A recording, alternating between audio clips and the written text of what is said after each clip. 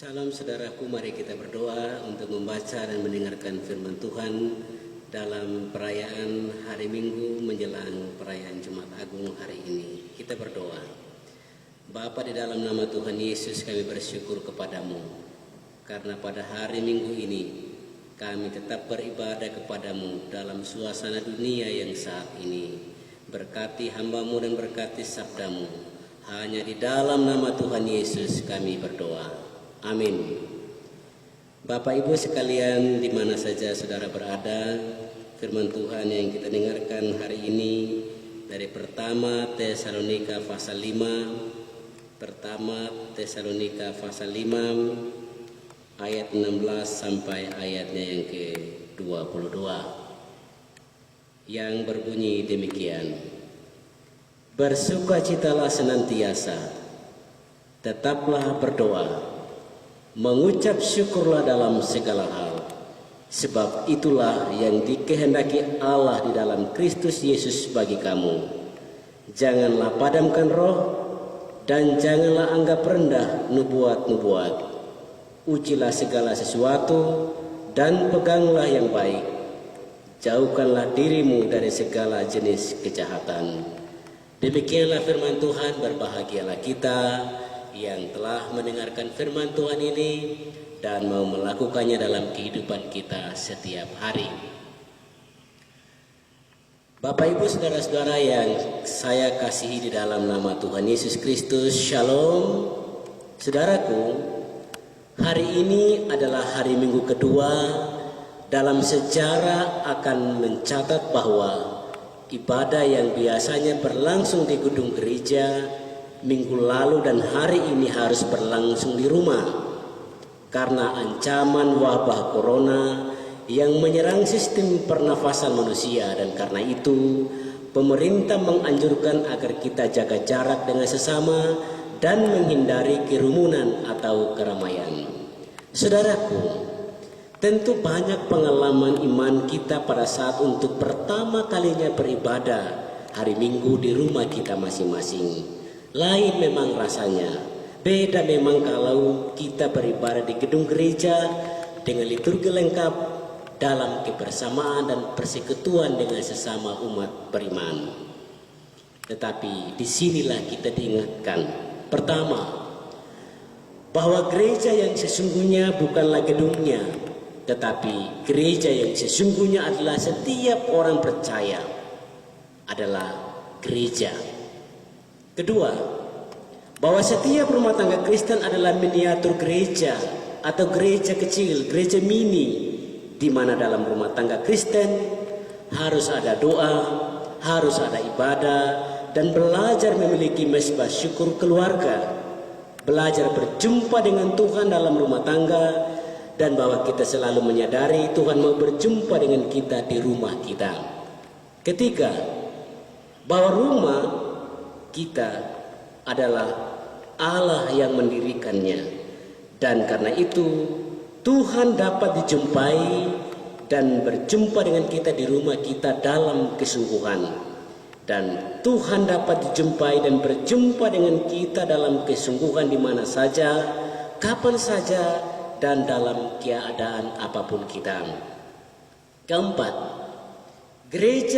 bergereja pada hari Minggu di rumah bukan berarti libur. Justru kesempatan bagi kita untuk merajut dan menganyam kembali nilai-nilai hidup berkeluarga Kristen. Dan beribadah dan bergereja pada hari Minggu di rumah adalah saat bagi kita untuk menutupi semua kealpaan kita sebagai suami, sebagai istri, dan sebagai anak dalam sebuah keluarga Kristen. Kelima dan terakhir, bahwa gereja adalah lembaga, akan tetap kita butuhkan. Persekutuan orang-orang percaya sangat penting, dan sebuah gereja atau semua orang percaya akan merasa sangat butuh ibadah bersama, butuh persekutuan dengan banyak umat seiman. Saudaraku yang diberkati Tuhan Yesus Kristus, baiklah kita mengambil sikap hormat kepada Tuhan. Marilah kita mengambil sikap patuh pada Tuhan Dan baiklah kita mengambil sikap penyerahan diri secara total di hadapan Tuhan. Dan dalam kesungguhan, baiklah kita menerapkan kedisiplinan beribadah, kesungguhan berdoa di dalam rumah tangga kita.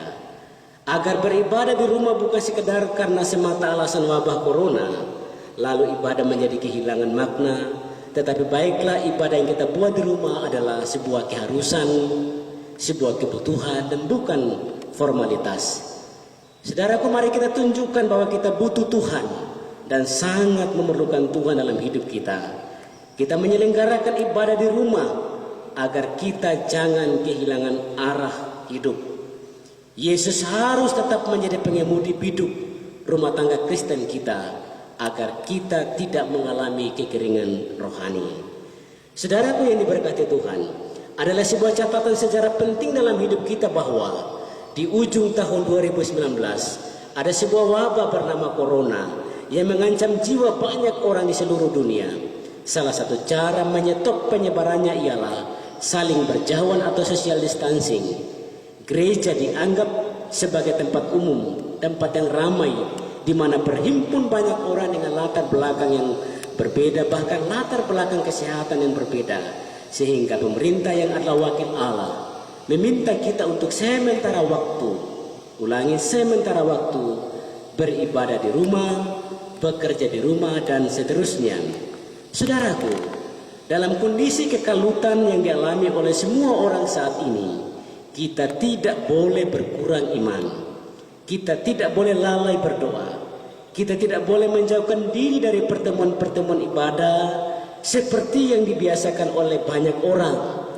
Melainkan kita dituntut untuk makin dekat dengan Tuhan, makin kuat berdoa, dan makin disiplin dalam berdoa, serta makin menyerahkan diri sepenuhnya dalam tuntunan Tuhan. Hari ini firman Tuhan menyapa kita dari pertama Tesalonika 5 ayat 16 sampai ayat 22.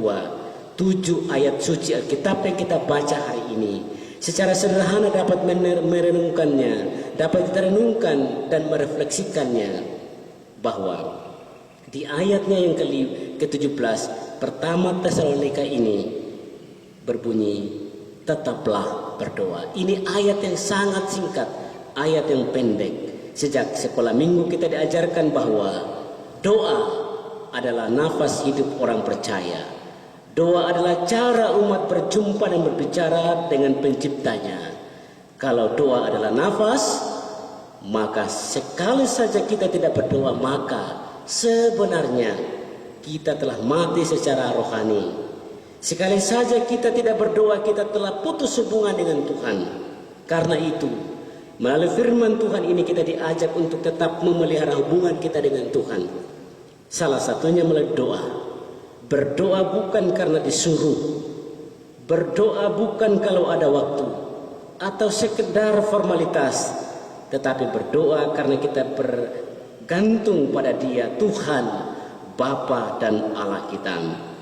Pertama Tesalonika 5 ayat yang ke-18 berbunyi, mengucap syukurlah dalam segala hal, sebab itulah yang dikehendaki Allah di dalam Kristus Yesus bagi kamu.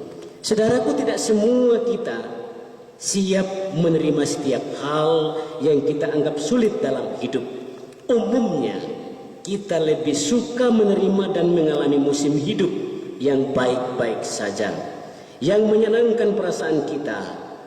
Padahal saat kondisi hidup yang rumit kita alami, sebenarnya itu adalah salah satu cara Tuhan hadir dalam kondisi hidup kita.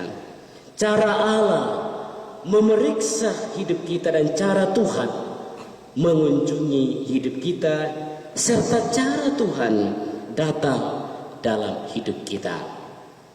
Pertama Tesalonika 5 ayat 19 berbunyi, jangan padamkan roh.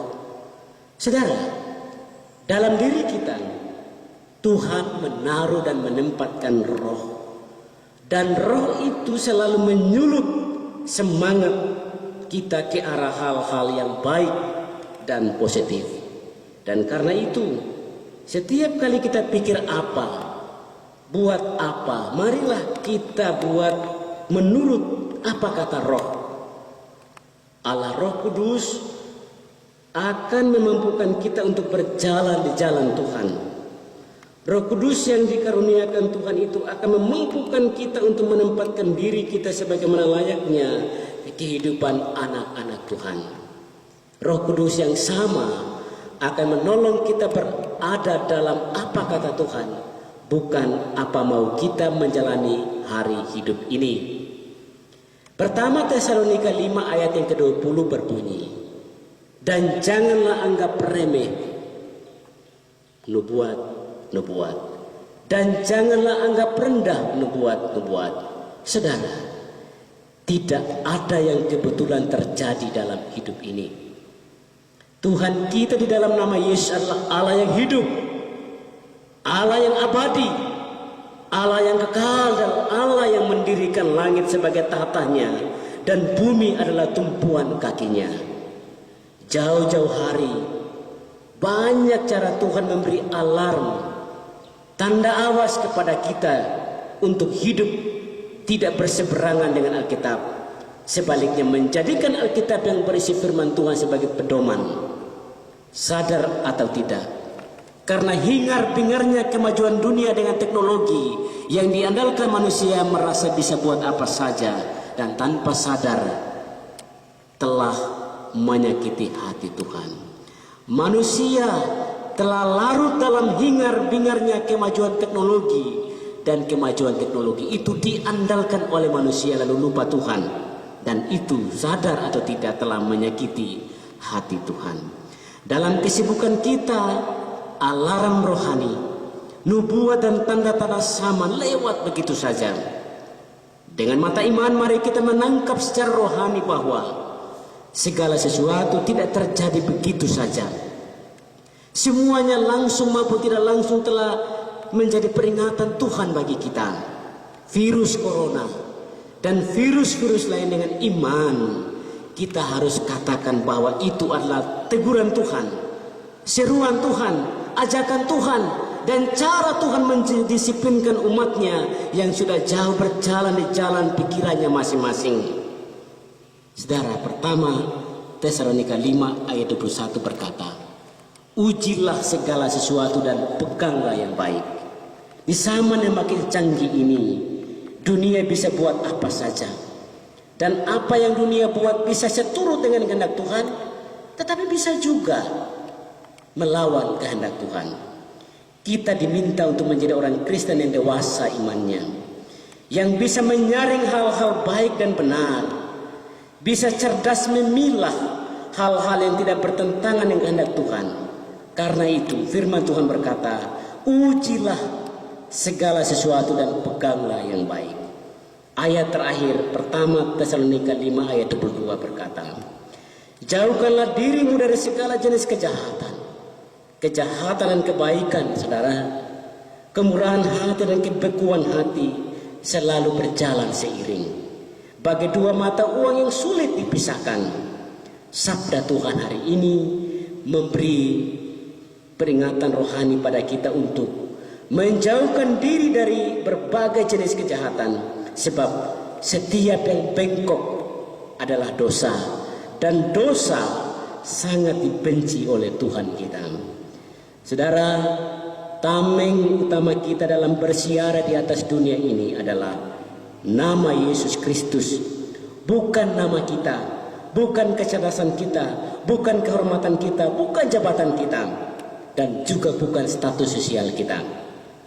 Firman Tuhan dalam Kisah Para Rasul pasal 4 ayat 12 berkata, Kisah Para Rasul 4 ayat 12 berkata, dan keselamatan tidak ada di dalam siapapun juga selain di dalam Dia, sebab di bawah kolong langit ini tidak ada nama lain yang diberikan kepada manusia yang olehnya kita dapat diselamatkan. Selamat hari Minggu, saudara. Tuhan Yesus memberkatimu dan shalom.